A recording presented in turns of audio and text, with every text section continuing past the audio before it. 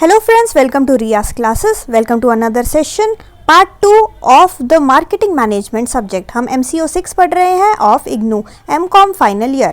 We will continue with unit 3, that is marketing information and research. This is the part 2 of this video series. Before we begin, if you like the videos that I'm sharing, do hit the like button. Do share your comments to let me know you find all this useful for your studies.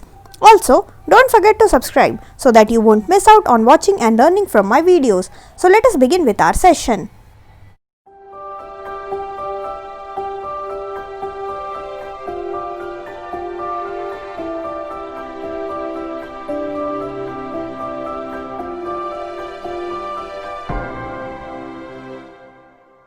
आपके books में ये diagram दिया गया है marketing information and research का। इस diagram में सीधा सीधा काफ़ी सारे कंपोनेंट्स के बारे में बात की गई है ऑफ मार्केटिंग इन्फॉर्मेशन सिस्टम। और मार्केटिंग इन्फॉर्मेशन सिस्टम किस तरीके से डिसीजन मेकिंग करता है, जो कि हेल्प करता है हमारे मार्केटिंग मैनेजर को, ये भी बताया गया है। ये पूरा का प्रोसेस जो है, यहाँ पे एरोज देखो आप, पूरा का पूरा सर्कल में एरो जा रहा है, यानी कि ये पूरा का पूरा एक सर्कुलर प्रोसेस है, ये एक कंटिन्यूअस प्रोसेस ये चलता रहता है। यहाँ पे हो क्या रहा है कि बाहर से मार्केटिंग एनवायरनमेंट, जो कि हमने पिछले चैप्टर पढ़ा है ना, पिछला चैप्टर जो था वो बहुत ही ज़्यादा इंपॉर्टेंट था। क्यों इंपॉर्टेंट था? क्योंकि यहीं से हमारा डेटा आता है। जो भी डेटा आता है, जो भी इंफॉर्मेशन आ रही है, वो यहीं से आ रहा है यूजिंग वेरियस मार्केटिंग चैनल्स और हमारा टारगेट मार्केट से। टारगेट मार्केट में हम जाके लोगों से पूछ के काफ़ी सारा रिसर्च एंड डेवलपमेंट करके हम डेटा इकट्ठा करते हैं। ठीक है, ये डेटा फीड होता है मार्केटिंग इन्फॉर्मेशन सिस्टम में। मार्केटिंग इन्फॉर्मेशन सिस्टम में ये आप चार चीज़ें देखोगे, ये चारों के चारों चीज़ें कंपोनेंट्स है मार्केटिंग इन्फॉर्मेशन सिस्टम का। पहला है इंटरनल रिपोर्टिंग सिस्टम, फिर है marketing intelligence system, marketing research system और एनालिटिकल मार्केटिंग सिस्टम। यानी कि ये सब क्या करते हैं, इस डेटा को, यहाँ पे डेटा का इनपुट हो रहा है और वो डेटा छट के आगे जा रहा है। किसके पास जा रहा है? वो मार्केटिंग मैनेजर के पास जा रहा है। ये जो चारों कंपोनेंट है, इसको हम डिटेल में, हमको आगे डिटेल में पढ़ना है, इसलिए मैं यहाँ पे ज़्यादा नहीं बताऊँगी इसका। हम नेक्स्ट में हम आगे इसको डिटेल में देखेंगे।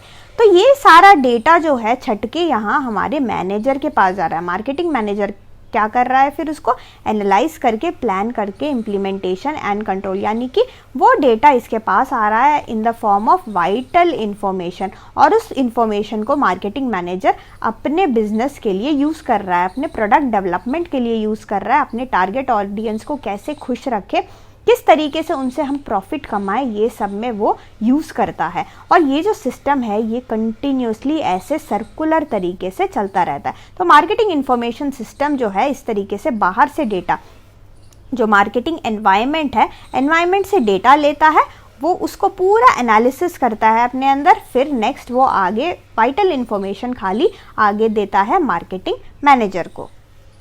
पिछले डायग्राम में हमने देखा कंपोनेंट्स थे मार्केटिंग इन्फॉर्मेशन सिस्टम के में, हमने 4 कंपोनेंट्स देखे थे।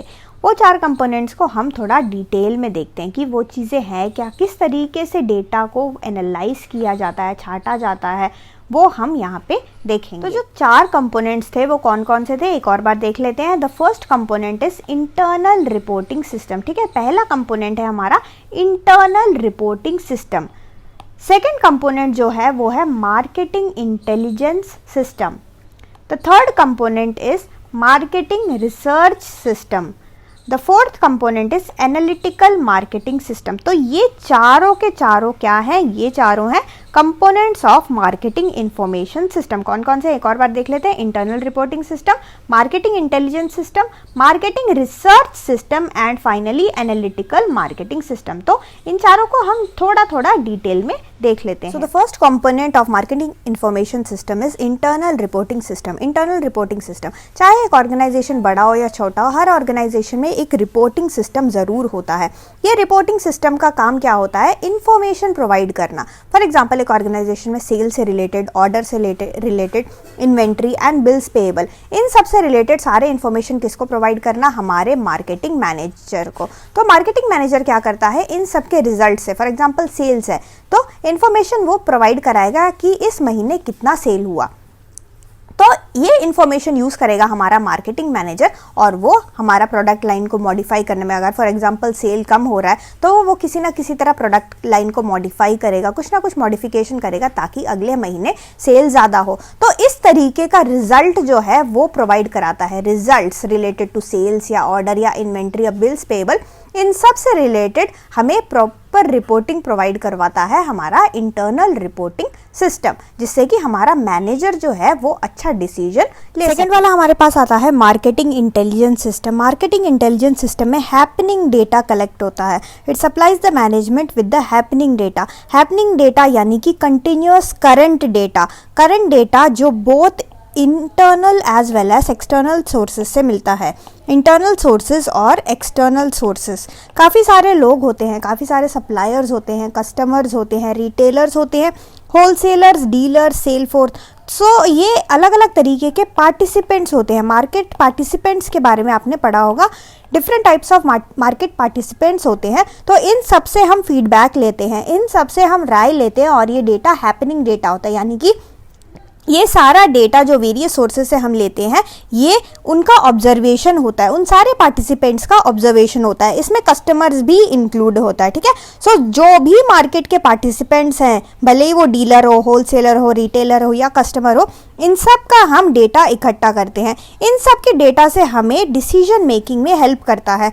हमें अपना जो प्रोडक्ट है उसके बारे में भी पता चलता है कि हमारा प्रोडक्ट को कस्टमर किस तरीके से उससे रिएक्ट कर रहा है, क्या उसको अच्छा लग रहा है, क्या वो बार बार ले रहा है। तो हमें इससे कस्टमर का भी फीडबैक मिलता है, साथ में हमें कॉम्पिटिटर्स के बारे में भी पता चलता है। हमें ये पता लगता है कि हमारा कॉम्पिटिटर किस तरीके का प्रोडक्ट बेच रहा है, क्या हमारे प्रोडक्ट को वो कॉपी कर रहा है, क्या वो सब्स्टिट्यूट प्रोडक्ट हमारा बेच रहा है, या फिर क्या हमारे प्रोडक्ट से बेटर उसका प्रोडक्ट है, अगर है तो वो क्यों है, क्यों लोग कस्टमर उसके प्रोडक्ट ज़्यादा ले रहे हैं। सो मार्केटिंग इंटेलिजेंस सिस्टम से हमें करंट डेटा का पता लगता है। तो ये काफ़ी इंपॉर्टेंट कंपोनेंट है हमारे मार्केटिंग इंफॉर्मेशन सिस्टम। जो थर्ड कंपोनेंट है मार्केटिंग इंफॉर्मेशन सिस्टम का, that is marketing research system. Marketing research system में क्या होता है, ये भी सिमिलरली मार्केटिंग इंटेलिजेंस सिस्टम की तरह है। यहाँ पे भी डेटा कलेक्ट होता है, बट यहाँ पे जब स्पेसिफिक प्रॉब्लम मैनेजर के सामने आता है, कोई दिक्कत आती है मैनेजर के सामने, तब वो मार्केट रिसर्च सिस्टम का इस्तेमाल करता है। सो ये marketing research system special problems solving, यानी कि कोई भी स्पेशल प्रॉब्लम अराइज होता है आपको काम के बीच में, तो उस प्रॉब्लम को सॉल्व करने में हेल्प करता है marketing research system. Marketing research system जो है मार्केटिंग इंटेलिजेंस सिस्टम से थोड़ा अलग है, क्योंकि मार्केटिंग इंटेलिजेंस सिस्टम वो एक तो कंटिन्यूअस प्रोसेस है, that is a continuous process. हम कंटिन्यूअसली हमारे जो पार्टिसिपेंट्स हैं उनसे हम फीडबैक लेते हैं, बट यहाँ पे एडहॉक बेसिस पे डेटा कलेक्शन होता है। एडहॉक बेसिस यानी कि कंटिन्यूअस बेस पे ना होके जब भी प्रॉब्लम अराइज होता है तब हम डेटा को कलेक्ट करते हैं ताकि हमारा वो प्रॉब्लम सॉल्व हो। और इसके अलावा मार्केटिंग इंटेलिजेंस सिस्टम जो है वो जनरल हम कलेक्ट करते हैं ताकि डेटा हमें मिल पाए अपने प्रोडक्ट के बारे में, and we can give that data to our manager which will help him in decision making। But यहाँ पे जो है मार्केट रिसर्च सिस्टम में मेन एम है प्रॉब्लम सॉल्व करने का। तो डेटा इस तरीके का होना चाहिए कि जो मैनेजर के हाथ में प्रॉब्लम है वो प्रॉब्लम का सोल्यूशन हमें मिले। सो मार्केटिंग रिसर्च सिस्टम में एडहॉक बेसिस पे डेटा कलेक्ट होता है और वो कोई स्पेसिफिक प्रॉब्लम को सॉल्व करने के लिए होता है। और जो लास्ट कंपोनेंट है that is analytical marketing system. Analytical marketing system में क्या होता है, हम काफ़ी सारे मार्केटिंग मॉडल्स और वेरियस टेक्निक्स को यूज़ करते हैं, ठीक है। Various marketing models, various techniques को हम यूज़ करते हैं जिसके कारण हमें प्रॉब्लम का बेटर सोल्यूशन मिलता है और जो हमारा जो मार्केट है उसके बारे में भी अच्छा हमें डिटेल से डेटा मिलता है। हम इस डेटा को क्या करते हैं, एनालाइज करते हैं, एनालाइज करके प्रॉपर तरीके से प्रेजेंट करते हैं और इस तरीके से प्रेजेंट होगा कि that will be in simplified form. अब मैनेजर के पास जो डेटा आता है वो बहुत ज़्यादा वॉल्यूमिनस होता है, बहुत ही ज़्यादा डेटा उसके पास आता है और कुछ डेटा काफ़ी ज़्यादा कॉम्प्लिकेटेड होते हैं। अब मैनेजर के पास इतना टाइम नहीं होता कि इसको सिंप्लीफाई करे। सो एनालिटिकल मार्केटिंग सिस्टम क्या करता है, वो हमारे यहाँ पे सिंप्लीफिकेशन का काम करता है। जो वॉल्यूमिनस डाटा होता है उसको वो सिंप्लीफाई करता है, ठीक है। सिंप्लीफाई करके बड़े डेटा को छोटे छोटे बाइट्स में बना के हमारे मैनेजर को देता है ताकि हमारे मैनेजर को वो इजीली अंडरस्टैंड हो, ठीक है, easily understandable. Easily understandable form में बनाता है, डेटा को प्रेजेंट इस तरीके से करता है so that they can be easily understandable to all the marketing managers. तो ये थे 4 components of marketing information system. कौन कौन से थे? The first one we discussed about internal reporting system, second one we discussed about marketing intelligence system, the third one was marketing research system, and finally the fourth one is analytical marketing system. तो ये है, these are the 4 components of marketing information system. So thank you so much for watching. Like, share and subscribe to Riya's classes. Thank you so much and bye bye.